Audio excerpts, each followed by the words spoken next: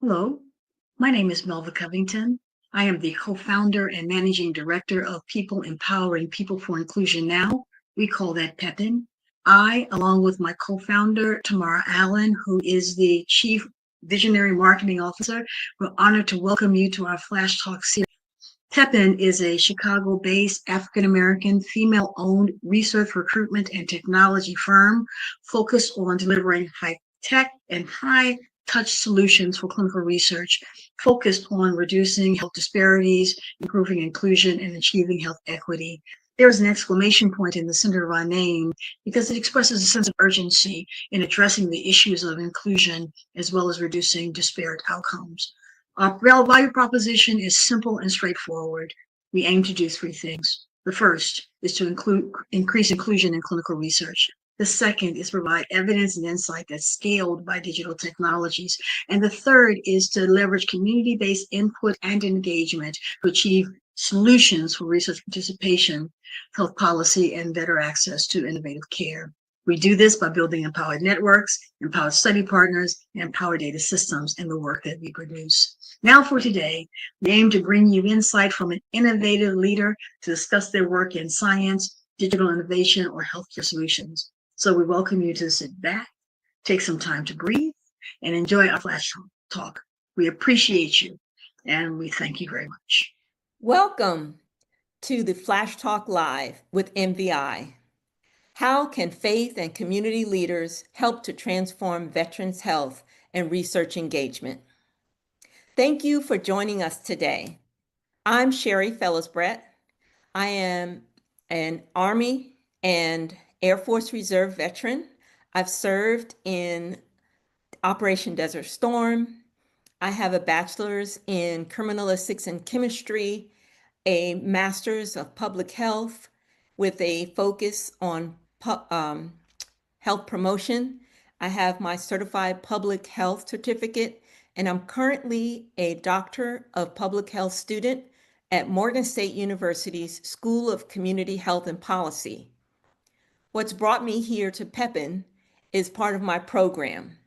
PEPIN is a company dedicated to connecting communities to health, wellness, and clinical research opportunities. We're here today to announce PEPIN's partnership with MVI, Multi-Faith Veterans Initiative. This partnership combines MVI's trusted relationships in a diverse veteran community with PEPIN's expertise in research and engagement. I'd like to read the bio of our guest today. Walidah Bennett is the founder and CEO of the Multi-Faith Veterans Initiative, MVI, at DePaul University's Egan Office of Urban Education and Community Partnerships.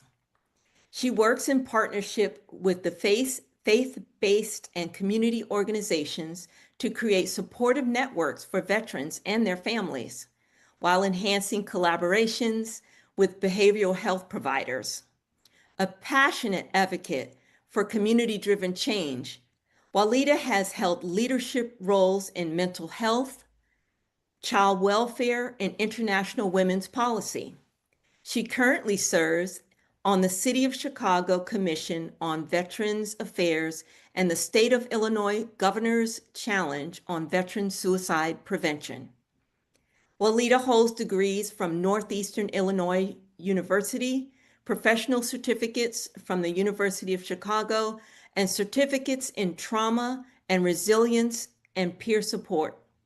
Her dedication to service has earned her recognition in Who's Who of the World's Women and 2,000 notable women. Thank you so much for being with us today. How are you? I am great. Thank you so much for having me. I have been looking forward to this conversation for quite some time. Seems like we've been talking about it for a while, so I'm happy that we are beginning the conversation. Awesome. Would you mind give us some background on MVI? How did it start? What's your mission statement or your goals, and how does this faith and community all come together? Well, MVI was founded in 2014. through a personal experience. You know, I come out of a military family. My father was part of the Monterey Point Marine Association. He served in the Marine Corps. My oldest son went into the military and unfortunately suffered from what we now know as moral injury and took his life. And at that particular time, I began to think about, well, what's happening with veterans as they're transitioning back? Because when they come out of the military, they come back to the communities. So I began to have conversation with some of my minister friends and asking them, well, how many military families do you have in your congregation? And no one could answer the question. And I thought, well, you know, that's not going to work. We really need to have spaces in the community where veterans, when they are coming back to the community, can feel like there's some place for them to go as they are trying to transition back into an environment that feels very strange to them. So here we sit, you know, almost 15 years later, or yeah, close to 15 years later, where we have multiple sites throughout the Chicago land area and the suburban areas where veterans can go in their community and have camaraderie and also provide access to the services that they need. So what we believe is that health equity begins in community. That community is very important, and that communities can really be a healing source, not just for veterans, but for those that, you know, live in the community as well. And so that's how we started. That sounds awesome. I am familiar with the Mumford Point Marines, so thank you for sharing that. And thank you, because families serve too. So thank you for your service.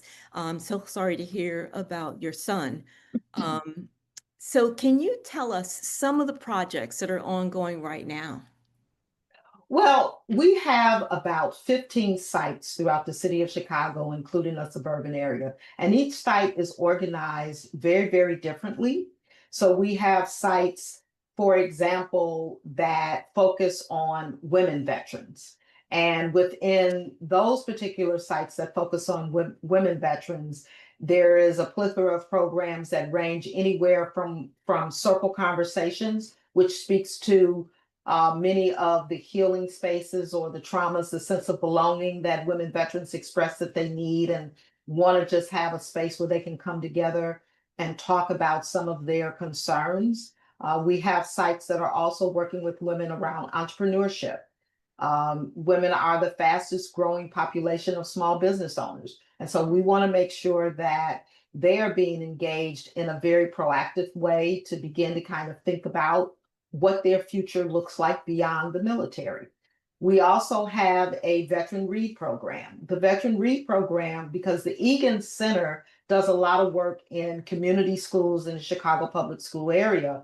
And so some years ago, we started at a Veteran Day project, having our community veteran coordinator go into the school to read to the students.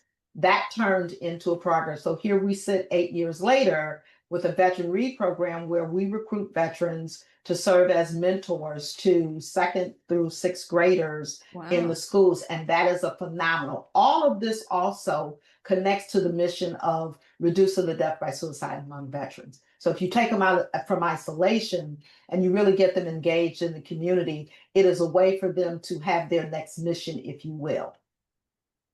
That is awesome. So you spoke a lot about sites in Chicago. Is this a locally based organization? Right now, it is a locally based organization, but we look at what we do is very unique because we do not provide direct services. We're really interested in equipping the community and arming them with the knowledge that they need to be assets to the veterans. We believe that veterans are transformational agents in the communities in which they live, they return to. And so our model is very unique, and I've traveled domestically, I've traveled internationally, and I always ask, well, how can we get it? So we are really looking to move this beyond the Chicagoland area from a national perspective because we think it's really needed. That's awesome. That's wonderful. And that brings me to our next segment when we talk about this partnership with Pepin. So Pepin is really focused on getting equity, inclusion, and belonging with the veterans community. And we see this partnership as a good way to allow your already built relationships to really elevate the veterans' concerns. So tell me more about how you see this partnership benefiting the veterans in the communities that you serve. Well, what we know is that veterans often come back with a number of what we call invisible and visible issues. We think that veterans deserve health. We think that health is a right for everyone, but veterans also deserve health equity.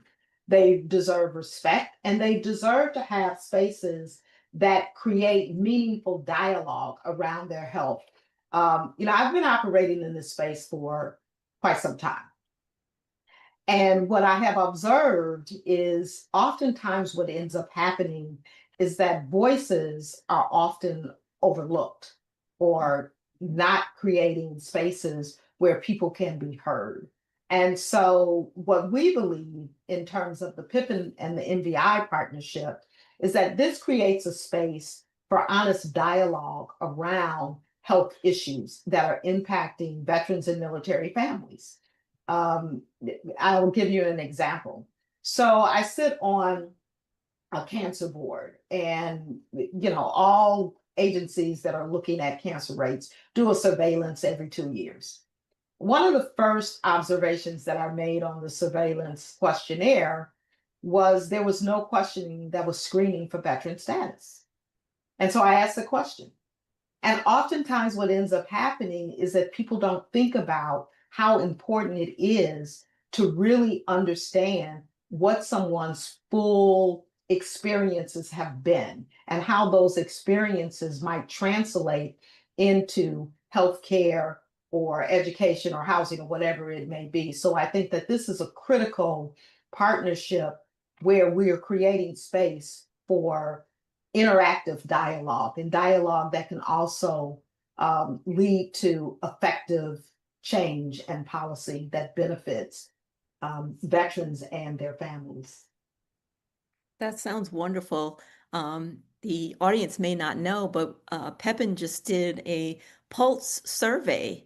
And thanks to you, we did add the veterans question on there to see what respondents' veteran service status was. So I appreciate that. And I can share, as a woman veteran, I'm never looked at as a veteran. I'm a woman veteran. So there is a little bit of, stigma out there that you're not a full veteran, you're a woman veteran.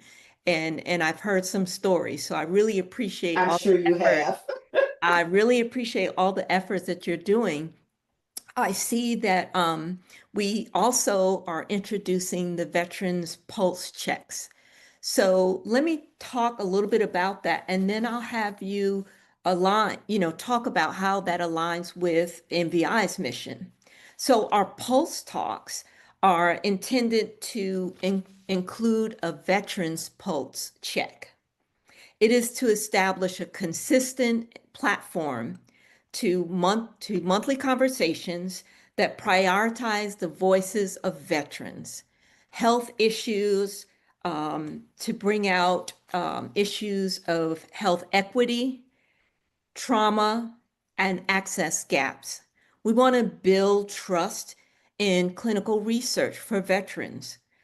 There's a lot of information out there, and we want to be a source of truth. So how does the Veterans Pulse Checks align with MVI's mission? Well, MVI's mission is always to amplify the voices of veterans, to make sure that while we are building spaces in the community, that we are doing it from what we call an asset-based lens perspective. We utilize an international model that really looks at the assets that are existing in the community, and veterans are our assets. And so as we begin to kind of think about this experience, it's a way to amplify the lived experiences of veterans, while also building and providing spaces for their insights that guide us to better health decisions, health policy, and research engagement. When we think about what happens in the veteran space, as you indicated, you're not seen as a woman veteran. You're seen oftentimes as a spouse. Why is that? If you take, because there's multiple roles that everyone's carry. I mean, as a female veteran, that is one role, but you're also a female. And so when you are going into health facilities, are your voices being heard as a female on one level? And then are they being heard as a female veteran on another level? So there's all of these levels of complexities that we have because of the roles that we carry. And we see this as a critical conversation to help shape policy and to help expand the access to making sure that veterans and their communities have appropriate access to healthcare. That's awesome. I'm looking forward to the Veteran Pulse checks. I understand that there should be two different types of publications or podcasts. One would be a shorter 20 to 30 minute personal engaging conversation, and the other one would be a little bit longer, like a webinar, and have more topics that's kind of broad and encompassing to include different issues that are important to different types of veterans. There are so many under these topics that need to be talked about. I know that we will not run out of topics. This is a critical time in our world today, and we want to make sure that our veterans are in the center of what we're doing. We want to make sure that they're engaged and that the resources are available to the people that need them. And we want to also make sure they're real conversations. We don't want to candy coat it. We want to make sure that people are addressed where they are. So I thank you so much for being here. Do you have some final reflections for what we talked about today? Well, what I'd like to just really say is that this really is, it's a clarion call, if you will. It's a clarion call to the community. It is a clarion call to the veteran community at large to really seize the opportunity to be heard, to help inform us on what their concerns and their observations have been as they are navigating the healthcare space and other community spaces. We want to honor the service that you have provided to us so that we have the opportunities to do what we do. And this is one way of us just giving back to the service that you have provided for us. And so I am really excited as we are launching the Pepin MVI Health Series to really begin this important dialogue. Thank you. I'm excited as well. My final words would be to have a call to action to everyone that's listening. This is a topic not just for veterans, it's also for partners, it's also for community leaders to please get engaged, support the missions of allowing our veterans to get what they need, feel supported, and then also stay connected.